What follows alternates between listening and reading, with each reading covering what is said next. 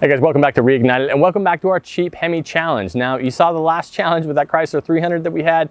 That did not work out. We ended up having to scrap that vehicle. If you didn't watch that, I'll go ahead and link to that right here. But now we've kind of moved on. I found the next one in line, and you guys, I'll be honest, this cheap Hemi series, it's gonna give me an ulcer. Trying to find these super cheap vehicles that are actually worth fixing. However, this time around, I think we've got a good candidate going for us here. This is a 2003 Ram 1500. This is actually the very first year that they introduced the Hemi, the Gen 3 Hemi. So I'm really looking forward to this one. I hope you guys are too. I bought this truck from the original owner, which is fantastic, versus being the 37th or 38th owner like I was on that Chrysler 300. So I'm feeling a lot better about the history of this vehicle. The overall condition is much better than the Chrysler 300 was. I think we got some good options here. The downside is I'm working on a really tight time frame on this one. I've only got 3 weeks to get this thing turned around. Now, why I'm on a 3-week time frame? Well, I'm gonna have a video out here pretty soon talking about that. But in the meantime, pretty much, I'm thinking that the best we're gonna be able to do is get this thing fixed and back on the road. I don't think we're gonna have a whole lot of time to do a whole lot of modifications on this particular truck, but I still hope you'll stick with me for the engine repairs. Now, what is wrong with it? Well, we do have, again, some serious engine issues. The owner I bought it from says it has rod knock or that it kicked a rod, something of that nature.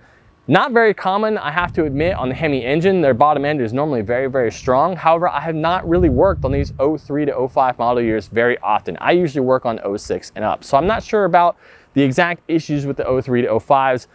Very well could be the case. However, we're gonna dive into this thing and find out exactly what's wrong with this engine. I'm very excited if it did not actually throw a rod and it's just a bad rod bearing. We might be able to fix this thing, get it on the road a lot quicker. That's it, guys. That's what we're gonna do in this series. Hope you stay with me.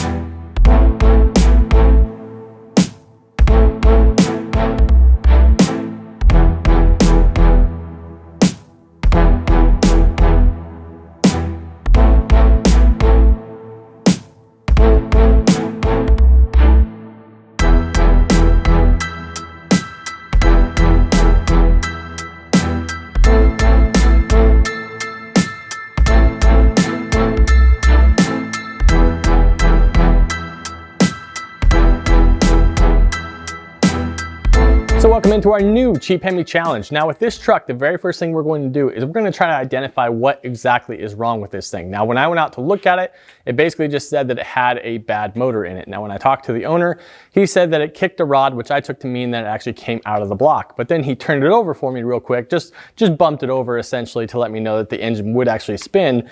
And if that's the case, if it does not actually throw the rod out the side of the block, we may be able to save this block and just change out the crankshaft or the rod and piston combination. So that's what we're looking at right now, possible rod bearing failure. However, that is not very common for a Hemi engine. But that being the case, I have not worked a whole lot on the 03 to 05 Hemis, so I don't know a ton about the common issues that they have.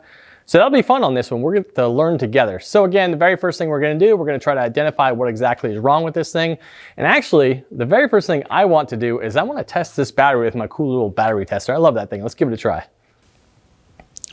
So the battery is listing at 49% healthy, 530 cold cranking amps. It's at 12.27 volts, and it mentions that I probably should actually replace this battery. Not a huge surprise. I was going to anyway, but I love this little tool. I like this thing a lot, guys.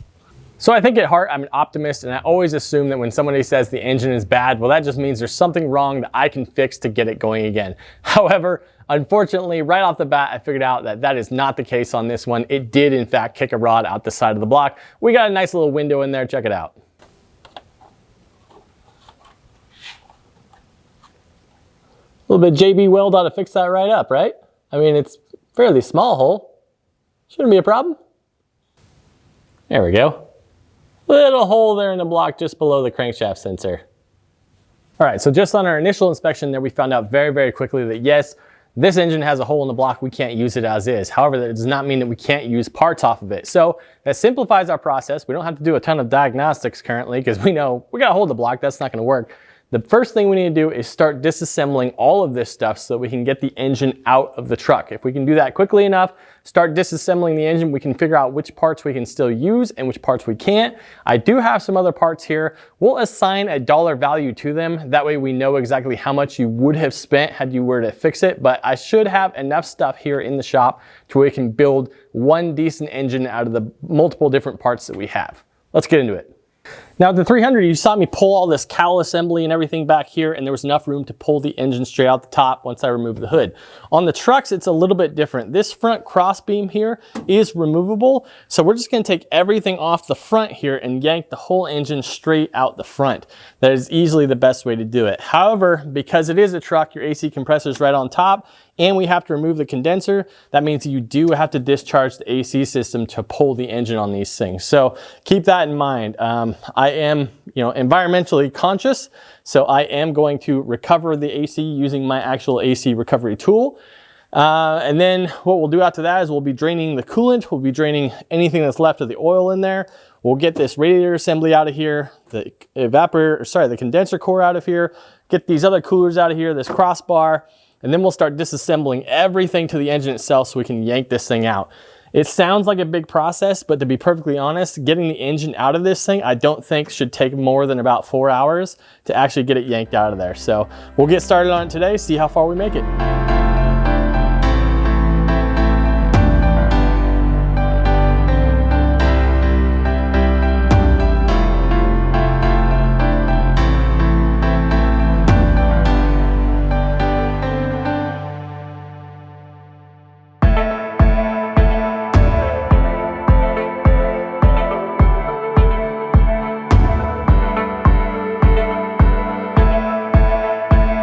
About 45 minutes worth of work there, and look how cleared out this all is. We have the radiator out of the way, the condensers out of the way, took that crossbar out of there.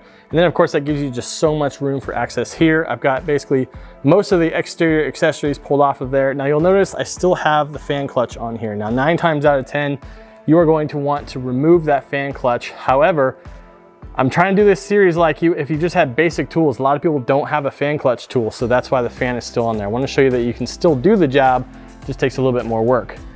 So we have most everything disconnected from up here.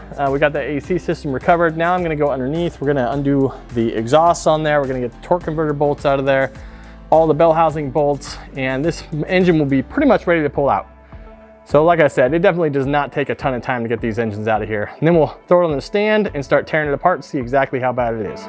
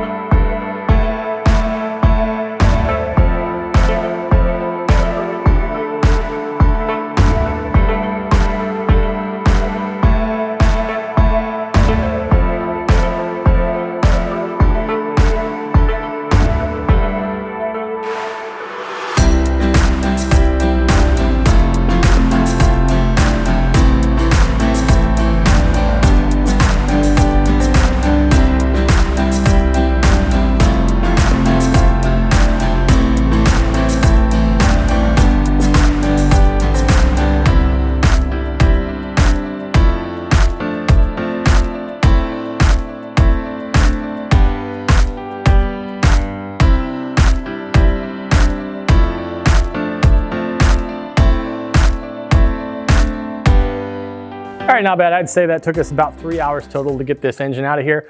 You can see it's not really a huge process. It's a little bit fiddly as you're coming out because it's a fairly tight there. You do have to pull that front bumper off enough so that you can actually get the cherry picker or the engine hoist in there far enough to pull this thing out of there. Even then, pulling the bumper off, not a big deal at all. There's literally 4 bolts on each side or 4 nuts on each side. You take those off, pull the bumper right off. Really simple. And in fact, I was going to do that anyway because I'm removing the headlights on there so I can clean those headlights up, make them shine nice and clear again. So totally not a big deal, but 3 hours work later, we got this engine on a stand. As we know, we have a big giant hole in the block on this thing.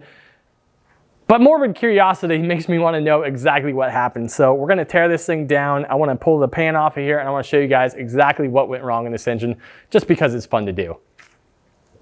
I think as far as repairing the truck, I think at this point I'm leaning towards just finding a used engine to swap in there and just get this thing done and down the road. I think that's going to be the easiest solution. Yes, it might be a little bit more fun to build an engine or something of that nature, but this truck, we're just getting this thing down the road. Like I said, we got a really tight time frame on this one, so I think that's probably what we're going to do is search for a used engine. I got to run down to my old work, see what kind of prices, see what kind of availability they have on that sort of thing. If there's not one available for a half decent price, then we are going to have to build one of these engines. But here's the most interesting thing I've found out here. I think this is absolutely fascinating. I don't know, stuff like this just intrigues me, but I've never worked on a 2003 Hemi engine before. I know from 06 and up, they actually have the MDS system built into them. I never worked on one 03 to 05 that didn't have the MDS, and I always wondered what the block looked like. Very, very interesting. You can see here that this block, a 2003, has the MDS block-off plugs installed in it. So they were planning on putting that multi-displacement system in this engine from the very beginning of when the Gen 3 came out. Now this is 03, it didn't come out till 06, so it took about 3 years to really get that system out. But this is fascinating because it shows you that that was the idea all along for this block. So the block itself did not change from 2003 to 2008. Then in 2009, when they added VVT, basically they just opened up the timing cover area a little bit to allow a larger camshaft to go in there, larger journals I should say, that basically was able to actuate VVT and accommodate MDS on there. So that's the only change. You can see that it had the holes for the MDS the entire time. I think that is just amazing. All right, let's get started taking this thing apart. Whew, I gotta tell you, I heard a lot of metal bits rattling around when I flipped this engine over. I expect we're gonna find some serious carnage in here. I do like the fact that somebody put a smiley face on the bottom of the oil pan though. It's not so smiley anymore at the moment.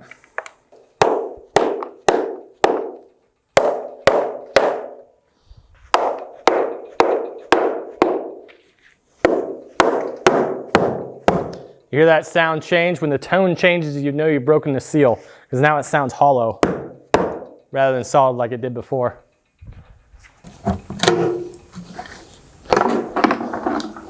Oh! I don't know if you can see all that. Oh! There's a rod bearing. I see a rod. I see another rod. Wow. This thing munched itself. So if you look, there's our original hole there, but you pull the pan off. Wow. That is some damage. Let's get this windage tray off of here and we'll take a look and see just how many rods and pistons bit the dust.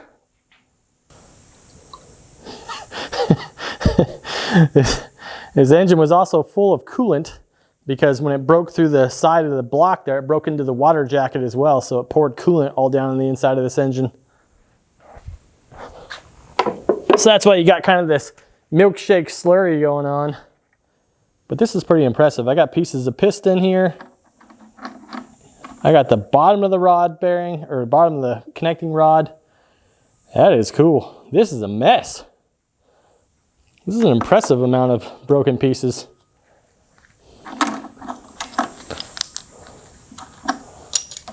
There's the other half of the rod bearing.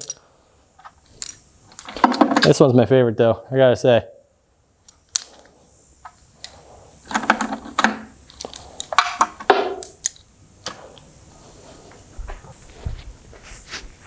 There's no question at this point that this engine is gone, but I'm interested if the head or the heads are still salvageable or not. That would be the interesting part. Holy cow. Whew. Looks like both the 7 and the number 8 rods have let go.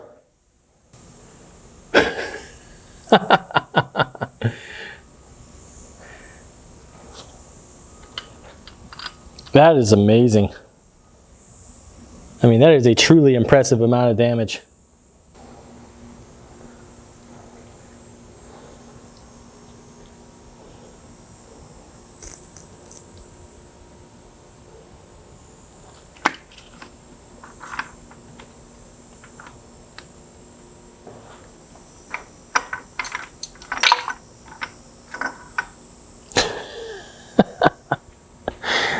Peekaboo.